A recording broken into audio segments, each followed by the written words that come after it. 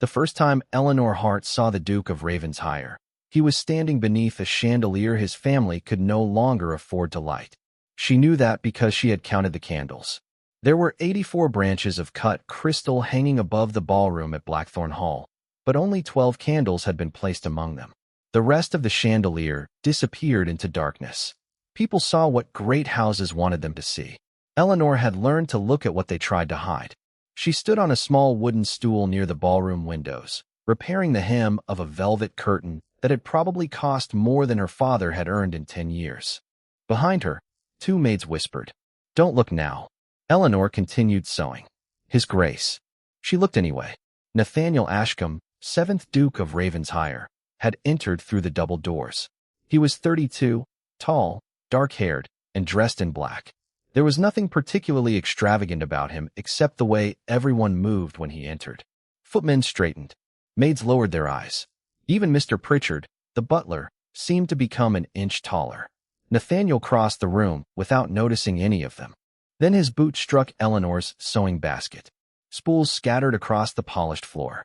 One rolled beneath a chair. Another stopped against his boot. The ballroom went silent. Eleanor stepped down. "I'm sorry, Your Grace." The Duke looked at the spool, then at her. "You left that there?" "I did." "Why?"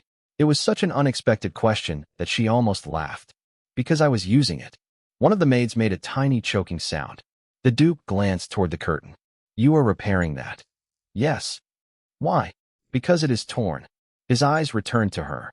For one dangerous second Eleanor thought she saw amusement there. Then it disappeared.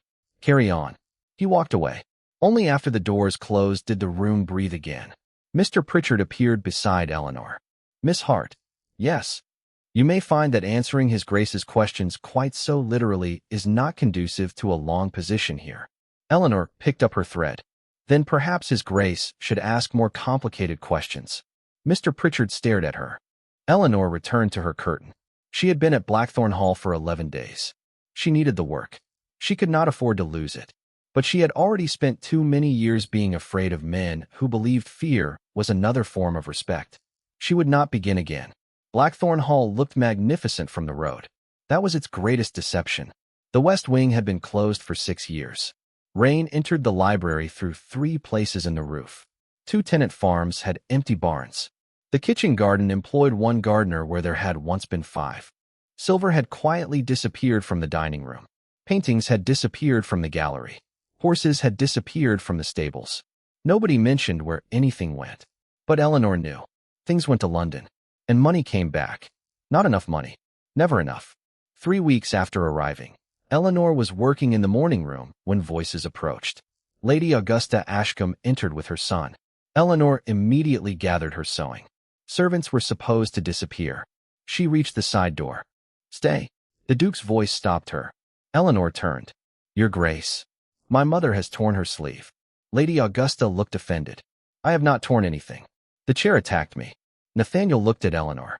"Can you repair it?" "Yes." Lady Augusta removed her glove and extended one arm. Eleanor began examining the seam. Nathaniel moved toward the window. His mother watched him. "Lord Bellamy will arrive Thursday." "I know." "With his daughter." "I also know. Clara is 24. Eleanor's fingers paused. Nathaniel saw it. "Continue, Miss Hart." She continued. Lady Augusta said, "She has £60,000. "Mother, I am stating a fact. So is the national debt. I don't intend to marry that either." Lady Augusta's face tightened. "You think this amusing?" "No. The bank does not." Silence. Eleanor wished desperately that the sleeve were 10 feet long. Lady Augusta continued. "Blackthorn requires £20,000 before Michaelmas. Another 10 before Christmas. Bellamy will settle 70,000 upon Clara." "And what does Clara receive?" "A dukedom." Nathaniel turned from the window. "I asked what she receives." "Security. Position. Children, presumably. And a husband who wanted her father's money." Lady Augusta's expression changed. "That is marriage." "No, that was your marriage." Eleanor's needle stopped. Lady Augusta went white. Nathaniel regretted the words immediately, but regret did not bring them back. His mother slowly pulled her arm away from Eleanor. "That will do. Your Grace, I haven't, that will do." She left. Nathaniel remained beside the window. Eleanor began gathering her things. You think me cruel? She looked up. I wasn't asked. I'm asking now. Eleanor considered lying. I think you knew where to place the knife. His jaw tightened. Interesting. You asked. And apparently that is dangerous. Usually. He looked toward the door through which his mother had disappeared. My father married her for 40,000 pounds. Eleanor said nothing. He spent it. Still nothing. He spent 27 years making her feel grateful that he had chosen her, while reminding her that her money had saved his name. Nathaniel turned. I will not do that to another woman. Eleanor packed away her needle. Then don't. His expression hardened. You think it that simple? No. Blackthorn employs 63 people. The estate supports almost 400 tenants. The bank can take the northern farms by October. Then it isn't simple. No. But marrying a woman you don't love won't make it complicated in a better way. Something changed in his face. You're remarkably free with your opinions. You keep asking for them. That almost made him smile. Almost. Nathaniel began asking for Eleanor more often. At first it was because of clothes. Then curtains. Then upholstery. Then things that had nothing to do with sewing. One afternoon he found her in the old schoolroom, examining a faded piece of fabric. What are you doing? Stealing. He stopped. She looked at him. That was a joke, Your Grace. I see. You don't look as though you do. What are you actually doing? She showed him the fabric. Testing it. For what? Dye. He waited. Eleanor sighed. The estate grows woad. I know. Do you know what happens to it? It is sold. For almost nothing. His eyebrows rose. She had his attention now. My father was a dyer. Before he died. Nathaniel said nothing. Blackthorn sells raw woad to merchants in York. They process it, turn it into dye, and sell it back to textile houses for 5 times what they paid. How do you know? I saw the invoices when I was repairing the document curtains in the estate office. The figures were large enough to read from where I stood, and the same merchant's name appeared on every page. His face sharpened. You remembered all of that? I remember numbers. How much are we losing? She hesitated. At least 1,100 pounds a year. Possibly more. Nathaniel went very still. That evening he sent for the estate manager. By midnight, 3 years of invoices covered the library table. Eleanor was summoned because she could identify the price pattern she had noticed. The estate manager, Mr. Harcourt, objected immediately. Your Grace, surely we are not discussing estate business with a seamstress. Nathaniel looked at him. Apparently my seamstress has noticed what my manager did not. Harcourt went crimson. They worked until 2 in the morning. Eleanor's estimate was correct. Worse, she had underestimated. Blackthorn was losing nearly 1,600 pounds annually. Nathaniel stared at the final figures. Can we process it ourselves? Harcourt shook his head at once. Equipment. Buildings. Labor. It would be imprudent. Eleanor spoke. The old laundry. Both men looked at her. It has running water and 2 boilers. Nathaniel leaned back. And you know how to make the dye? My father did. That wasn't my question. Eleanor met his eyes. Yes. For the first time since she had entered Blackthorn Hall, Nathaniel Ashcombe looked at her not as a servant, not even as a woman. He looked at her as someone whose judgment could alter the fate of his estate. That frightened her more. The dye house opened 6 weeks later. Nathaniel invested money Blackthorn could barely spare. Everyone told him it was madness. His mother called it humiliating. Harcourt called it reckless. Lord Bellamy called it industrial enthusiasm, which was apparently what aristocrats called work when they disliked it. Eleanor called it Tuesday. She trained 12 women from the village. Within 2 months they produced their first usable batch. Within 3, a York merchant offered double Blackthorn's old annual profit for exclusive rights. Nathaniel refused. Why? Eleanor demanded. They stood in the dye house after sunset, their hands stained blue. Because you told me it is worth more. It is. Then we wait. You believed me? He looked at her. Shouldn't I?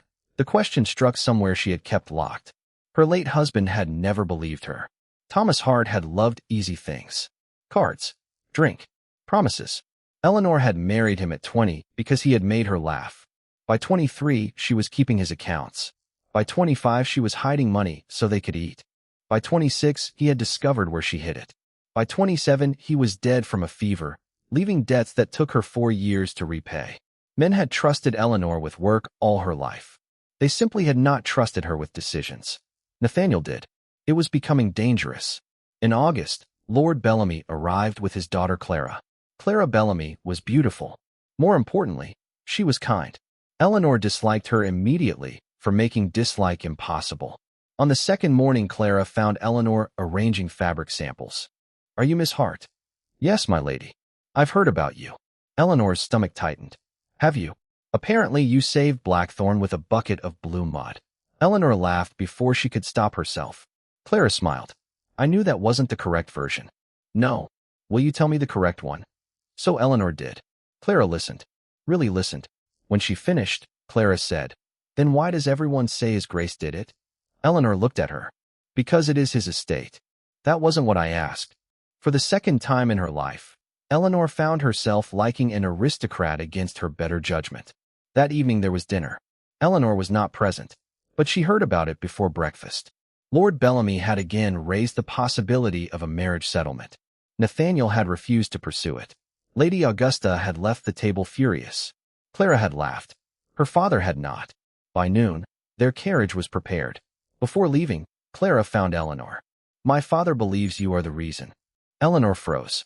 "The reason for what?" "Why Nathaniel will not court me." "Lady Clara, don't worry. I refused the idea before he did." Eleanor stared. Clara grinned. "We settled it in the garden." "You refused a duke?" He looked enormously relieved. For a moment, they simply looked at each other. Then Clara's smile softened. "He speaks differently when he says your name." Eleanor's heart betrayed her with one hard beat. "Goodbye, Miss Hart." 3 days later, Nathaniel asked Eleanor to marry him. Not because he loved her. That would have been easier. He summoned her to the library. There were no candles wasted that night. One lamp burned between them. Nathaniel stood beside the desk. "The bank has agreed to extend the northern mortgage." "That's good. Because of the dye contracts." "Even better. We aren't safe." "No. But we can be." She waited. "There is a trust established by my grandfather.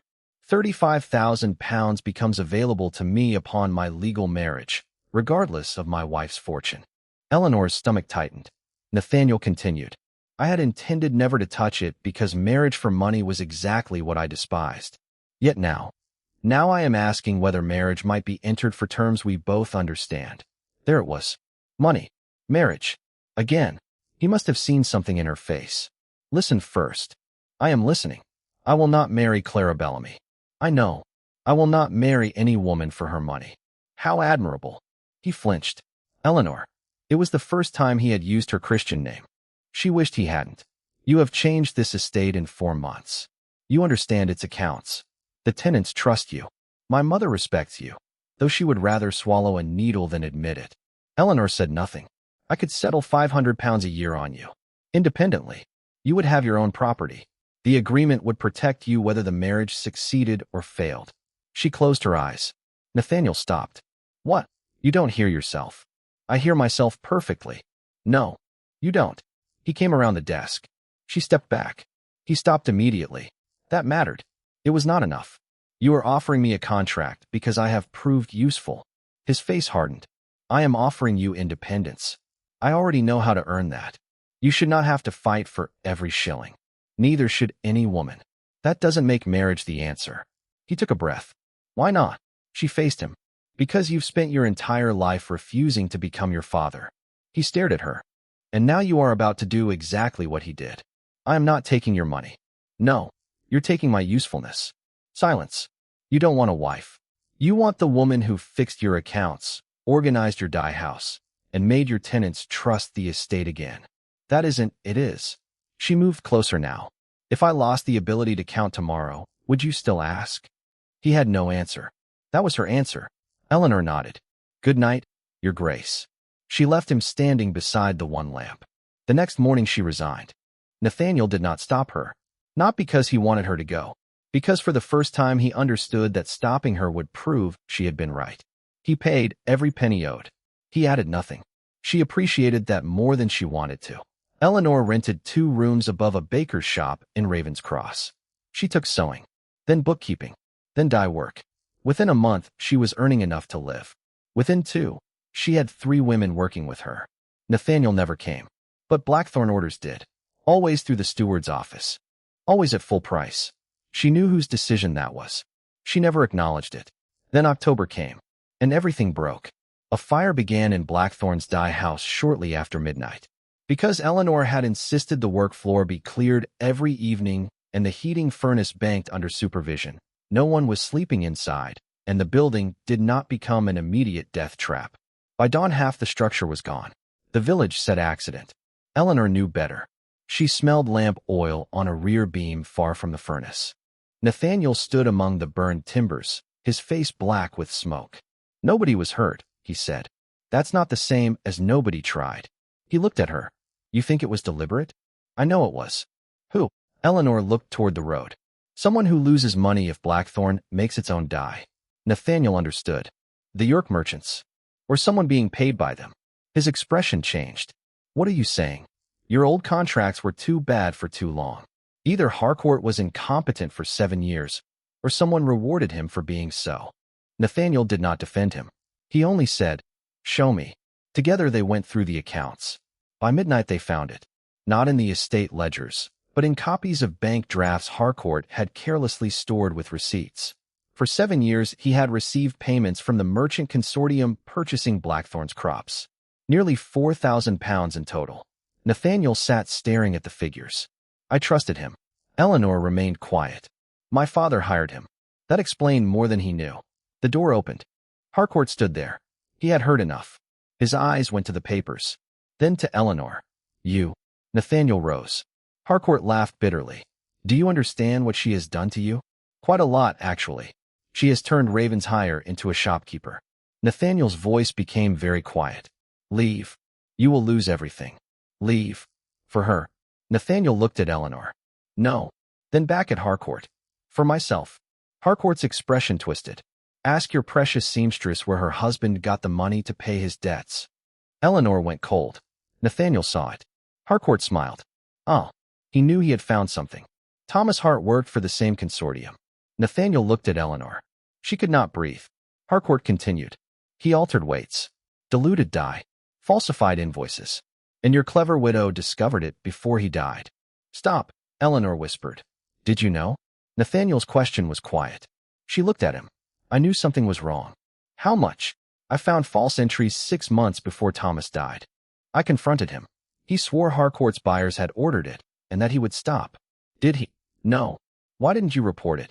Eleanor's jaw tightened. I tried. Harcourt's smile faltered. Nathaniel looked at her. You tried. I wrote to the consortium's senior partners. I never received an answer. Thomas found out I had written and told me they would believe him before they believed his wife. Harcourt moved toward the door. Nathaniel's voice cut across the room. Stay. Harcourt stopped. Eleanor looked at Nathaniel. There was hurt in his face. Not because she had been part of the fraud. Because she had carried this alone and never trusted him with it. But there was also uncertainty. And Eleanor, who had spent half her life being judged before evidence arrived, saw only that uncertainty. She gathered her coat. Nathaniel said, Eleanor, no. He stopped. I will not stand here while another room decides what kind of woman I was before it knows the whole of it. She left. This time when she walked away from Blackthorn Hall, she was certain she would never return. 2 weeks passed. Then 3. Harcourt was dismissed. The merchant consortium denied knowledge of the fire and sent solicitors. Rumors spread faster than facts. The seamstress had been part of the fraud. The Duke's mysterious widow had deceived him. She had seduced him. She had stolen from him. She had burned the dye house herself. By November, Eleanor had lost half her customers. She survived. She had survived worse. One rainy morning, a carriage stopped outside the baker's shop. Lady Augusta entered Eleanor's room. No announcement. No servant. Just the Dowager Duchess carrying a wet umbrella. I dislike stairs, she said. Eleanor stood. Your Grace. Sit down. They sat. Lady Augusta placed a packet on the table. What is that? Something my son should have brought you 3 weeks ago. Eleanor opened it. Inside were copies of Thomas's old accounts. And a letter. Her letter. Written 7 years earlier to the merchant consortium. Warning them about false weights. Naming 2 senior buyers. Begging for an investigation. Eleanor stared. I thought this was destroyed. It was not. Where? Harcourt had it. Eleanor understood. He intercepted it. Yes. Along with the reply instructing him to silence the matter. Eleanor's fingers tightened around the paper. So they knew. They knew enough. Lady Augusta studied her.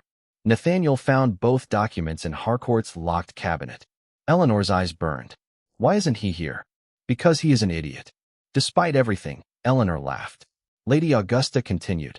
He believes he forfeited the right to ask you for anything. To ask me for what? Anything. Eleanor looked down. Lady Augusta's voice softened. My husband never apologized to me. Eleanor looked up. Not once in 27 years. The older woman removed her gloves. My son apologizes too much and asks too little. Eleanor thought of the library, of money, of marriage, of usefulness. Lady Augusta rose. I have done what I came to do. At the door she stopped. He did not clear your name privately. Eleanor frowned. What do you mean? Lady Augusta looked back. He invited everyone. Blackthorn Hall had not seen 200 guests in years. Nathaniel invited them anyway. Not for a ball. For an estate meeting and public inquiry attended by tenants, merchants, tradesmen, the magistrate, and several county families who had repeated the rumors. Eleanor arrived wearing gray. People turned. Whispers followed her through the hall. Nathaniel stood at the far end. He did not come to her. Instead, he climbed the 3 steps to the gallery. I owe Miss Hart a public debt. The room quieted. Therefore, I will pay it publicly. He explained everything. Harcourt. The payments. The intercepted letter. The consortium's reply. Thomas's falsified accounts. Then Nathaniel did something Eleanor had never seen a duke do. He admitted he had been wrong. I believe part of an accusation because it matched something I feared. His eyes found Eleanor. I trusted her when she was useful to me. The room was silent. I failed to trust her when trust cost me something. Eleanor could barely breathe. That is not her shame. Nathaniel looked at the crowd. It is mine. He then announced that Blackthorn had submitted the evidence to the magistrate and would pursue the consortium through the courts rather than conceal the scandal to protect the family name. No excuses. No grand gesture. No proposal. He stepped down. The musicians began playing only after the formal meeting ended and the county guests moved toward the ballroom for supper. Nathaniel disappeared. Eleanor found him 20 minutes later in the old ballroom. The chandelier was fully lit. All 84 candles. You'll bankrupt yourself, she said. He turned. Probably. She entered. I received the letter. My mother? Yes. I asked her not to interfere. She said you were an idiot. That sounds like her. Silence stretched between them. Nathaniel looked tired. Not like a duke. Like a man. I won't ask again, he said. Eleanor's heart tightened. Why? Because you were right. About what? The first proposal. He walked toward her, but stopped several feet away. I wanted your judgment. Your courage. Your work. I admired you so much that I turned admiration into another form of possession. Eleanor said nothing. I thought offering independence made me different from my father. He smiled without humor. It merely made me more polite. Her eyes filled. What do you want, Nathaniel? He looked surprised. It was the first time she had used his name. He answered slowly. You. That is not specific enough. A real smile appeared. Small. Tired. Beautiful. Fine. He took a breath. I want you to argue with me about accounts. She almost laughed. I want you to tell me when I'm being proud. That could become a full-time occupation. I feared that. She smiled. He continued. I want to know why you hate pears. Her smile disappeared. What? You always leave them. You noticed? Yes. I don't hate pears. You never eat them. I'm allergic. Nathaniel stared. That seems like information a husband ought to know. Eleanor's heart stopped. He realized what he had said. I'm sorry. No. She stepped closer. Continue. He looked at her. I want to know things that are useless. The words were barely above a whisper now. What makes you laugh when nobody is watching? Which books you read twice? Whether you prefer rain or snow? What you wanted to be when you were 10? Eleanor felt a tear reach her cheek. Nathaniel did not touch it. I want the things that don't save Blackthorn. Another tear. The things that don't earn money. He took one step closer. The things nobody can put in an account. Eleanor looked at him for a long time. Then she asked, what did you want to be when you were 10? He blinked. A ship's captain. She laughed. You're terrible with horses. I was 10. You get seasick. That information was supposed to remain private. She laughed harder. Nathaniel watched her. And suddenly Eleanor understood. This was the fourth question. Not what could she do. Not what could she earn. Not what could she save. Who was she? She reached for his hand. Nathaniel looked down at their fingers. I have conditions, she said. Of course you do. The dye business remains separate from the estate. Agreed. The women receive wages directly. Agreed. I keep ownership of my workshop. Absolutely. Your mother sits at the head of the Christmas table. Nathaniel hesitated. That may kill us both. Then no marriage. Agreed. Eleanor smiled. And one more. What? Ask me properly. Nathaniel became very still. Then, to Eleanor's astonishment, the Duke of Ravensshire went down on one knee beneath the chandelier. She shook her head. Not that. He stood again. What then? Ask me the question you should have asked first. He understood. The room seemed to become quiet around them. Nathaniel took both her hands. Eleanor Hart. His voice was unsteady. What do you want? She looked at the man who had once offered her security, the man who had later offered her respect, and who now, finally, offered her a question. You, she said. His breath caught. But not because you need me. I don't. Not because I can save Blackthorn. You already helped save it. Not because marrying me unlocks your money. The trust can remain untouched until the terms are rewritten to protect you as well. She smiled through tears. Then yes. He closed his eyes. Just for a second. When he opened them again, Eleanor had never seen a man look richer. They married in January. Not in London. Not at the cathedral. In the small village church where Eleanor's father was buried. Lady Augusta sat in the front pew. Clara Bellamy attended and cried more loudly than anyone. Nathaniel claimed this was because she enjoyed drama. Clara claimed it was because he had finally become tolerable. Blackthorn survived, but not because a rich bride saved it. The dye works reopened in spring, rebuilt with safer furnaces and a separate storage shed for oil. By the following year, it employed 32 people. Eleanor's workshop became a partnership. Women owned shares. That scandalized almost everyone. It also made money. The northern mortgage was paid 6 years early. The west wing reopened. The tenant barns were repaired before the ballroom ceiling. Lady Augusta approved of that. She never admitted it. And the chandelier? Eleanor had 84 candles removed. 12 were enough. What is the point of owning 84 candles if we don't light them? Nathaniel complained. The point is not wasting money. I married a tyrant. You married a seamstress. No. He kissed her temple. I married Eleanor. Years later, visitors to Blackthorn Hall would hear a dozen versions of the story. Some said the Duke had rescued a poor widow. Others said Eleanor had rescued a bankrupt Duke. Both versions annoyed her. Because neither was true. Nathaniel had not rescued Eleanor. Eleanor had not rescued Nathaniel. They had done something far more difficult. They had learned to see each other without asking what the other person was worth. And perhaps that was why the marriage lasted. Because the first time Nathaniel asked Eleanor to marry him, he offered her money, property, protection, and a title. She refused every one of them. The second time, he offered her something rarer. A choice, a voice, and a question. What do you want? For the first time in Eleanor Hart's life, someone waited long enough to hear the answer.